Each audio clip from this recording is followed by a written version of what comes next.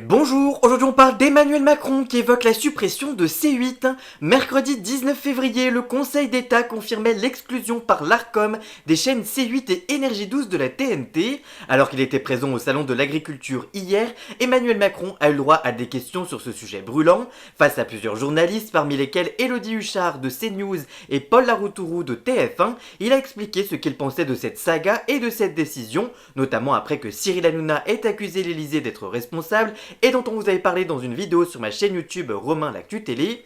Le chef d'État a ainsi déclaré « D'abord, de là où je suis, je ne peux pas commenter les décisions qui sont prises par une autorité de façon indépendante qui applique la loi. Il faut simplement s'assurer que ces décisions sont prises conformément à la loi et qu'elles soient ensuite faites sous le contrôle du juge, ce qui a été le cas de ces décisions qui ont fait l'objet de recours. Le juge les a confirmées, ce qui n'empêche pas d'avoir une pensée pour les collaboratrices et collaborateurs qui sont impactés par cette décision.